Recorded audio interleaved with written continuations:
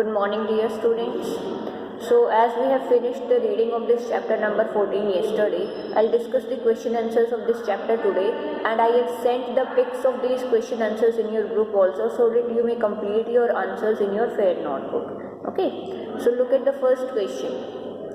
What did the narrator see when he arrived at Miss Beam's school? तो narrator जब miss Beam के school में आए थे तो उन्होंने क्या देखा था? सोची क्या देखा था उन्होंने कि जब वो पहली बार आए थे उनके स्कूल में तो उन्होंने सबसे पहले एक बैंडेज्ड गर्ल को, यानी कि ऐसी लड़की जिसकी आंखों पर पट्टी बंधी हुई थी, उनको उन्होंने देखा था. Okay, so what we will write. At first he saw a blind girl being led out by a boy. Okay, कि एक ब्लाइंड, वेट अ मिनट बच्चे.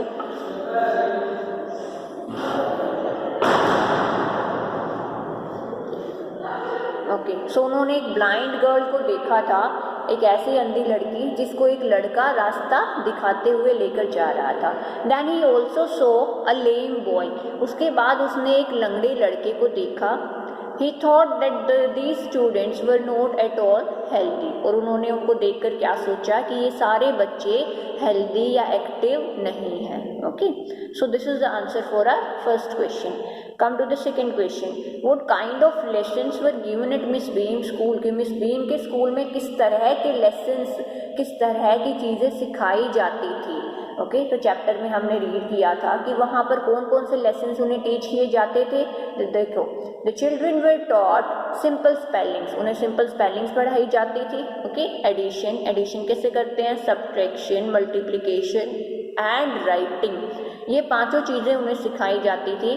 प्लस इनके अलावा उनके स्कूल का मेन एम, मकसद क्या था. The aim of Miss Beam school was not to teach so many subject. इतने सारे सब्जेक्ट्स पढ़ाना उनका एम नहीं था, but to make them thoughtful, कि उन्हें केयरिंग बनाना, ये उनका एम था.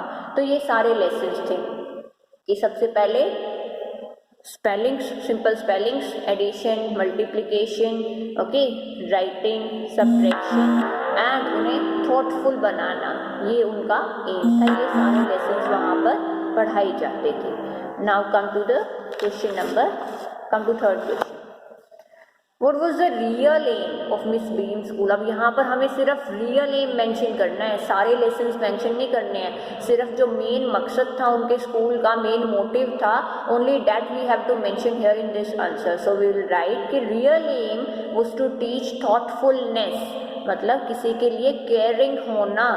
ओके, काइंडनेस, काइंड होना, दयालु होना, एंड बीइंग रिस्पॉन्सिबल सिटीजन, और एक अच्छे नागरिक हम कैसे, जिम्मेदार नागरिक हम कैसे बन सकते हैं, ये सब उनके स्कूल में ये तीन चीज़ें सिखाई जाती थी. Thoughtfulness, kindness and being a responsible citizen. Okay, rather than just teaching different subjects, ना कि सिर्फ बाकी सब्जेक्ट्स पढ़ाना उनके स्कूल का एम नहीं था. It was to teach the children how they can share in misfortune, कि कैसे वो दूसरों के मिसफॉर्चून, दुर्भाग्य में उनके सहायक बन सकते हैं, या उस चीज़ को सीख सकते हैं, उस चीज़ को अपना सकते हैं, ताकि उन्हें महसूस हो कि दूसरों की कितनी मजबूरियां होती हैं, उनकी किस हद तक हमें हेल्प करनी चाहिए. Okay, so this was the main M of her school. Next question. Was the narrator right in thinking that some children were not healthy and active? क्या नरेटर ये सही सोचते थे कि कुछ बच्चे इस स्कूल में, जैसा कि मुझे नज़र आ रहे हैं, कि हेल्दी भी नहीं हैं और वो एक्टिव भी नहीं है? तो क्या उन्होंने सही सोचा था ये सब? बिल्कुल भी नहीं, है ना. आपको चैप्टर रीडिंग करने के बाद समझ में आ ही गया होगा कि वो ऐसा बिल्कुल उन्होंने गलत सोचा था. No, he was not at all right in thinking सो.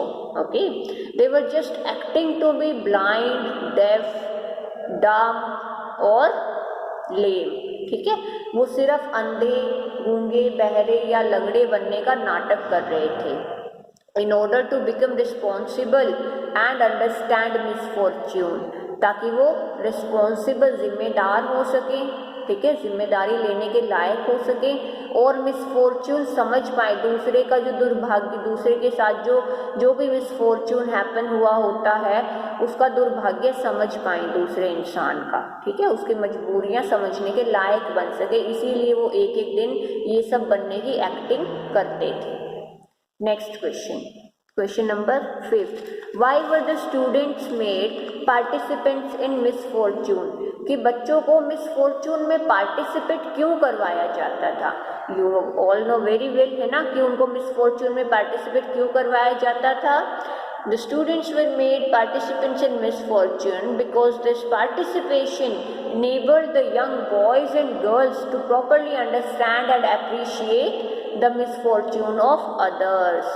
क्योंकि जब तक वो उसमें पार्टिसिपेट नहीं करेंगे वो दूसरे बच्चों का दुख दर्द उनका दुर्भाग्य नहीं समझ सकते हैं. इसीलिए इस फीलिंग को उनके अंदर लाने के लिए, अवेयर कराने के लिए उन्हें इस अपनी रिस्पॉन्सिबिलिटीज से इसमें पार्टिसिपेट करवाया जाता था. Okay, next question. Why did some children dread the dumb day the most? कुछ बच्चे, देखो मिस बीम समझती थी कि अंधे बनना, जिस दिन बच्चे अंधे बनने की एक्टिंग करते हैं वो उनके लिए सबसे ज़्यादा भयानक होता है. लेकिन बच्चों का डिफरेंट ओपिनियन था. उन्हें कौन सा दिन भयानक लगता था? जब वो गूंगे बनने की एक्टिंग करते थे. क्यों लगता था उन्हें वो? The reason was see the dumb day was the hardest. This was because the children's mouths could not be bandaged, है ना. उनके मुंह पर हम पट्टियां नहीं बांध सकते थे. So they have to exercise their will power. अपनी इच्छा शक्ति उन्हें दिखानी होती थी. टू नॉट स्पीक, ओके, ताकि वो ना बोल के दिखा पाए. So that they may remain quite. तो उसके लिए, चुप रहने के लिए उन्हें अपनी इच्छा शक्ति दिखानी होती थी. कोई चीटिंग नहीं करनी होती थी. इसीलिए बच्चों को सबसे ज़्यादा मुश्किल डम डे लगता था. Next question is, what questions did the narrator ask one of the bandaged girls? कि that girl whose eyes were bandaged, जिसकी आंखों पर पट्टियां बंधी हुई थी, उससे नरेटर कौन से क्वेश्चंस पूछते हैं? तो he asked 2 questions to her, okay, and what were they? The narrator asked to the bandaged girl if she ever peeped out. क्या कभी वो झांक के नहीं देखती थी? तो पहला क्वेश्चन नरेटर ने क्या पूछा था कि क्या तुम कभी अपनी पट्टी से झांक के नहीं देखती हो? पीप मीन्स झांक के देखना, okay. And second question was कि if your helpers are kind, कि क्या तुम्हारे जो मदद करने वाले हैं वो तुम्हारे लिए काइंड हैं या नहीं हैं. ओके, सो सिर्फ ये 2 क्वेश्चंस पूछे थे नरेटर ने उस बैंडेज्ड लड़की से. 8th question is, what did the narrator realise at the end? Narrator end में जब पूरा स्कूल वो विजिट कर चुके होते हैं, सबसे बात कर चुके होते हैं, सबके एक्सपीरियंस ले चुके होते हैं, तब वो क्या रियलाइज करते हैं? The narrator realised that he was 10 times more thoughtful now than he was before. ठीक है, कि अब वो 10 गुना, वो खुद ही 10 गुना ज़्यादा समझदार, ज़्यादा केयरिंग बन चुका है बजाय कि वो पहले कितना था. Okay, and he also realized that if he had to describe things to someone else, it made them more interesting to him.